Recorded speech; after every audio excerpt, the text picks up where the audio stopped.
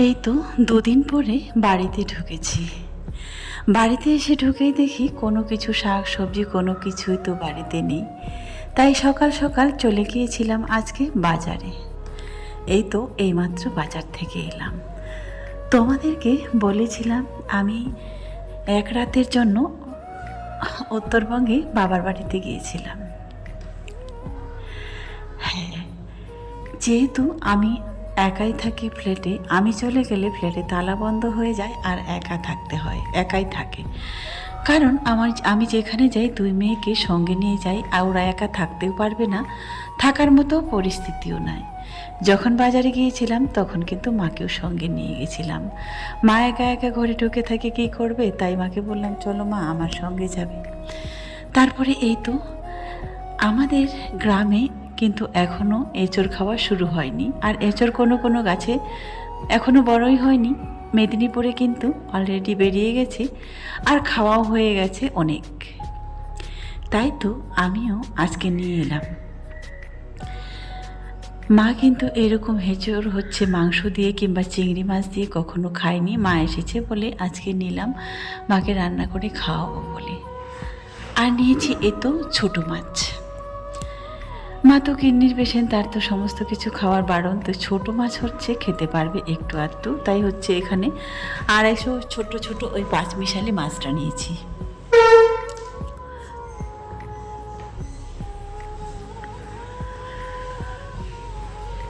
রিয়াকে বললাম সবজিগুলো গোছাতে, আর আমি চলে এসেছি এই তো রান্নাঘরে। মাংস দিয়ে রান্না করব, তো সেটা আগে তেলে ভেজে নিই। এরকম কিন্তু এই রান্নাটা আমি এসে কিন্তু মেদিনীপুরেই শিখেছি। আগে এরকম আমিও ঘরে রান্না করে খাইনি। আর আমাদের গ্রামে গঞ্জের মানুষ কিন্তু এঁচড় অন্যরকম করে রান্না করে, আলাদাভাবে, কিন্তু এরকম কচি কচিগুলো কেউ খায়নি। আগের বছর তো খেতেই পারিনি, বলেছিলাম, আর আজকে খাবো কালকে খাবো বলে হয়নি।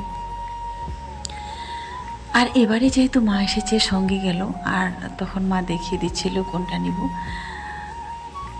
তো হেঁচড় নিতে বারণ করেছিল, বলেছিল এগুলো এখনই খাওয়া যাবে না, কারণ ওই যে বললাম ওরা এখনও খায়নি। আলু দিয়েছি, অল্প মাংস দিয়েছি, আর হেঁচড়, ব্যাস। মার কাল থেকে একটু শরীরটা খারাপ, আর ওই যে বললাম যে মা আর কি একটু বেশি মনে হচ্ছিল শরীরটা খারাপ, আর অনেক দিন আগে ডেট পার হয়ে গেছে, সেই জন্যই বিশেষ করে এনেছি দেখানোর জন্য।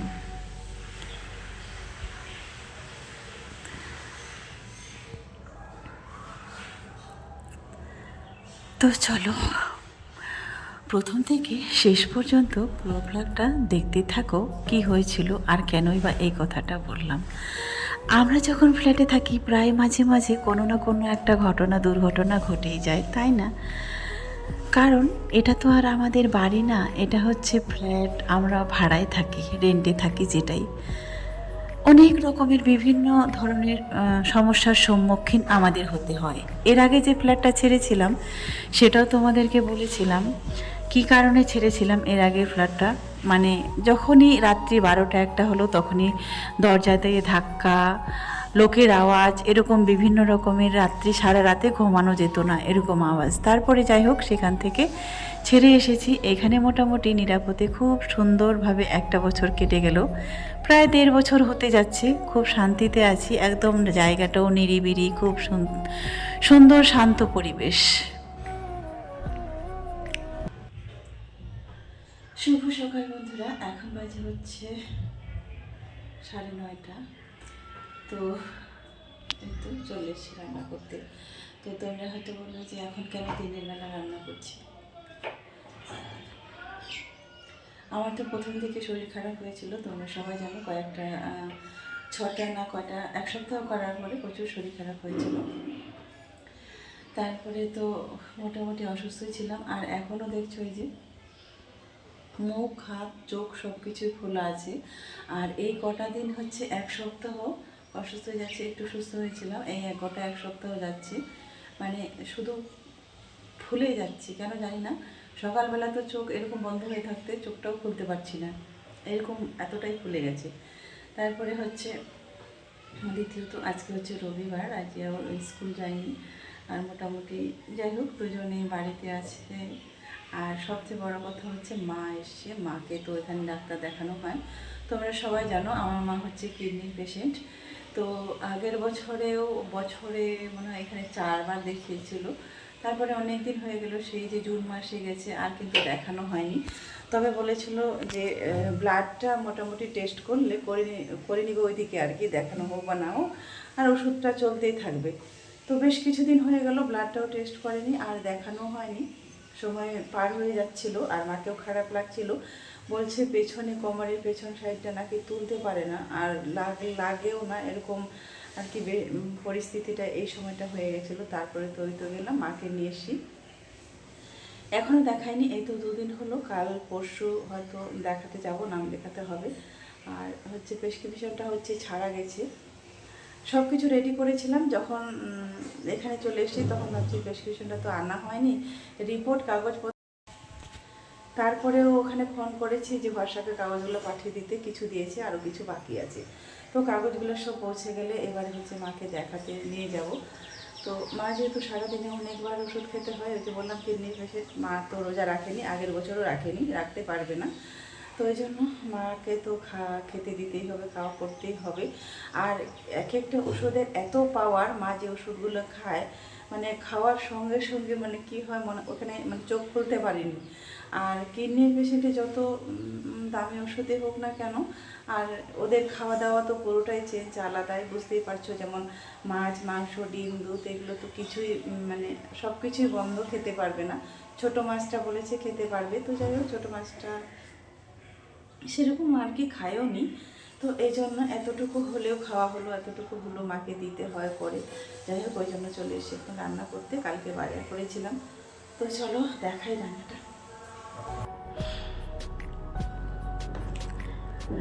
এটা হচ্ছে তারপরের দিনে, যেহেতু এখানে 2 দিনের ভ্লগ আছে, এটা হচ্ছে তারপরের দিনের।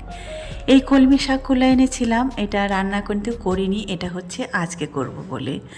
কালকে তো হচ্ছে রান্না করেছিলাম, নিম পাতা ভাজি করেছিলাম। এই সময় তো মেদিনীপুরের মানুষ পুরা ধামাকা নিম পাতা খায়, নিম বেগুন, নিম পাতা ভাজা, সব রকমের বিভিন্ন রকমের নিম পাতা এই সময় খাওয়া হয়। তো কালকে ওটা করেছিলাম, আর আজকে ভাবছি ওই যে ছোটো মাছটা নিয়ে এসেছিলাম সেটা সজনা আর আলু ডাঁটা দিয়ে রান্না করব, আর শাক ভাজা করব, এই দুটোই করব। তো এই তো চলো। এর আগের বারে যে সজনা ডাঁটাগুলো এনেছিলাম সেগুলো কিন্তু খেতে পারিনি, কারণ সেগুলো মনে হচ্ছে জলে ভেজানো ছিল। যখন মানে রান্না করে মুখে দিই মনে হচ্ছিল এটা যেন বাঁশের কঞ্চি, খাওয়াই যাচ্ছিল না, রান্না করেই ফেলে দিয়েছিলাম। বাজার থেকে আমরা যারা কিনে খাই তারা কিন্তু কখনো তো টাটকা খাবার খেতে পারি না। তো যাই হোক এক এক সময় এক এক রকমের পাওয়া যায়, মায়েরা চিনতে পারে। তো আমার মা এটা দেখে বলেছিল এটা কিন্তু খেতে পারবি, আজকের এটা ভালো আছে, এটা কচি কচি আছে, তাই মা বেছে দিয়েছিল, তাই এটাই নিলাম। মাকে তো সঙ্গে নিয়ে গেছিলাম, তোমাদের আগেই বলেছি। আর রাখবো না, পুরোটাই রান্না করে নেব, কারণ এখন রান্না করলে এটা কিন্তু আমাদের দুবেলার খাওয়া হয়ে যায়। একটু যদি থাকে তারপরের দিনও থাকে। এই তো দুপুরবেলা রান্না করলে দুপুরবেলা খাবো, রাত্রিবেলা খাবো, একটু তরকারি থাকলে আবার সেটা কালকে তারপরের দিনও খেয়ে নিই।